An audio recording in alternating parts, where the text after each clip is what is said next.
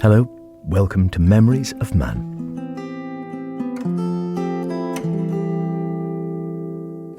Simple conversations with some of our senior residents about the lives they have led and some of their memories from long ago and far away.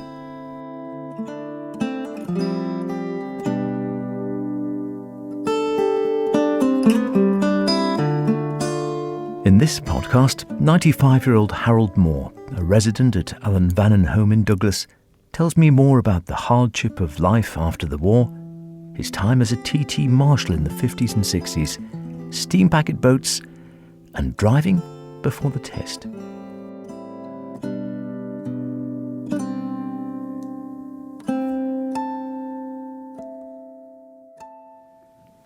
Oh, I remember Churchill saying, when the war is over, it was coming to an end then. He said, we'll make this country fit for heroes to live in. When all the lads came back from the army, there was no work for them. And there wasn't the money. So, in the 50s, lots of lads had to go away to Lincoln on the sugar beet. Did you ever hear about that? I've heard of people working on the sugar beet. But it was no use, because by the time they'd allowed money home and paid for their lodgings, they had nothing. So most of them came back. And then lots of them emigrated to Australia and New Zealand to give a cheap fare. I think it was only £10 or something. But even lads went there and come back. That was hard life. So you never tempted to emigrate then? No. Oh, no. Was that because you had work, or did you just wanted to stay on the Isle of Man?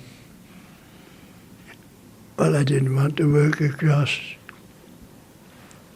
Where else could you find better? Yeah.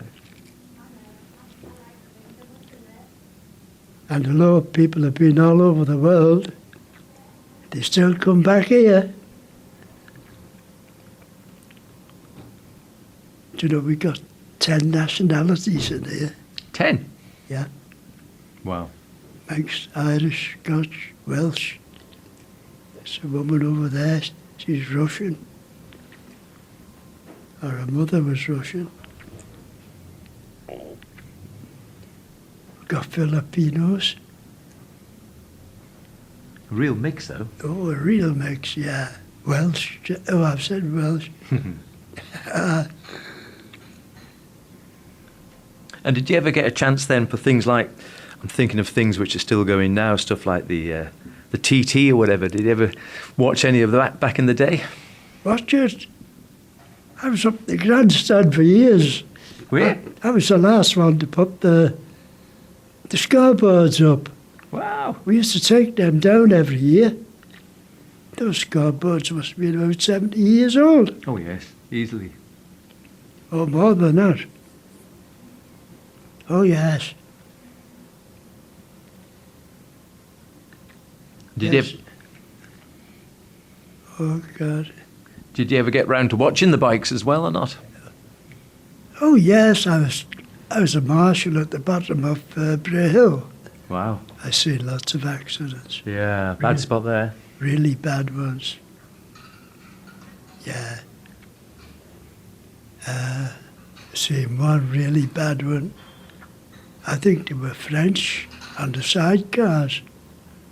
And he came down Bray Hill. And then, just as he was leaving Bray Hill, I go sleep, they call it. I thought they'd ironed that out.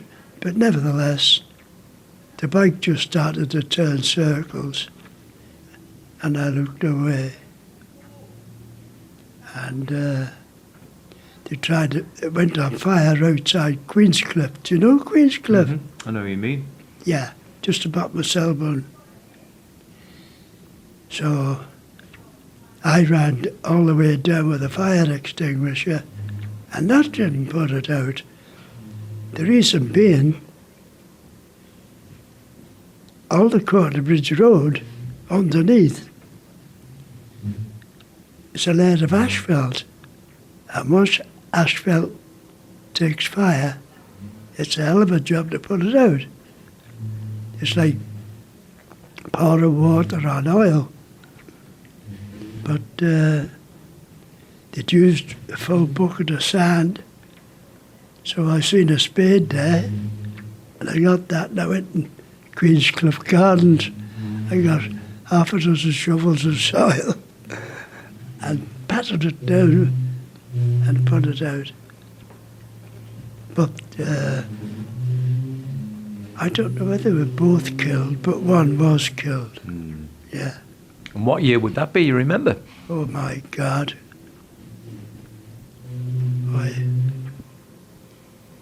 Let's see, it must be the 60s, I would think.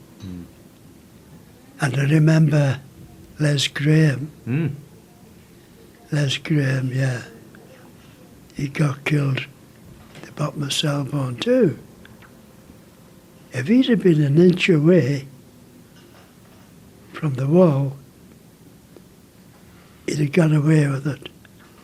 But his handlebars just touched the wall at a house called the Zay. And there's a little bit of hedge sticking out. And that's where he hit that hedge. The bike went off down the road and burst into flames. Yeah. And I think that's the year Jeff Duke must have passed, and he went round the Quarterbridge and came off. Some say they done it deliberately.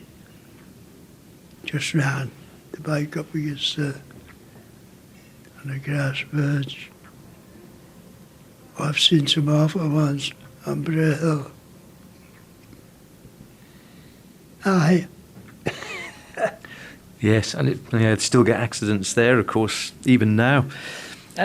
What about then, sort of through the? Do you remember the sort of the summer season when there'd be thousands of the tourists over? Was that always a super busy time when the island would be full of tourists for the summer? God, my grandmother's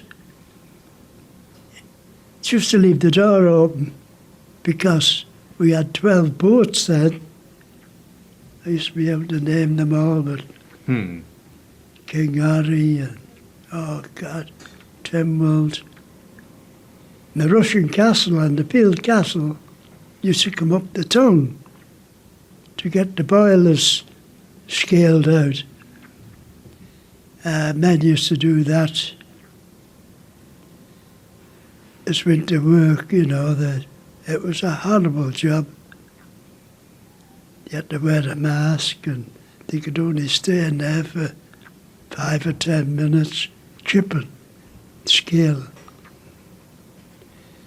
But most of the boats went across to Barrow, and you were never short of a boat. And now, what have they got? You've got a floating skip. You're not impressed then? No, I'm not. But, you know, those days, there's no regulation on how many passengers we carry. Some of them boats, well, like the Lady of Mann.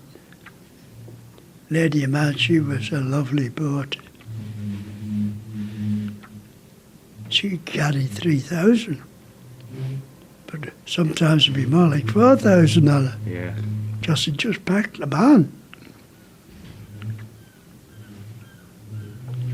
Never mind. What about driving? Did you learn to drive over here? Oh, yes.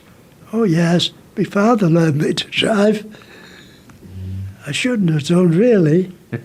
But when I used to be on the bread van, Used to meet him at the bottom of Belmont Hill, and then he used to let me take the car up Belmont Hill, because it was very quiet up there.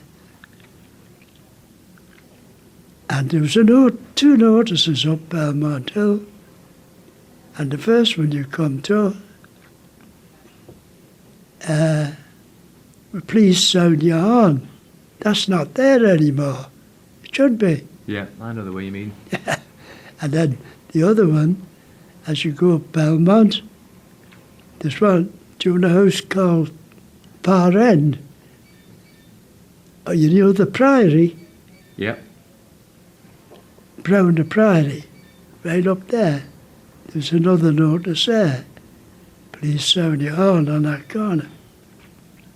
Used to deliver bread there. Yeah. And I could back the van up Belmont Hill up to the Priory, because we delivered the bread there, and to Far End. Yes. So did you have to take your test as well for the car and the van? No, No. that was a long time after. I didn't start driving till I was 40. I was married then. My wife only died a year ago. She would have been 90 this year. My goodness.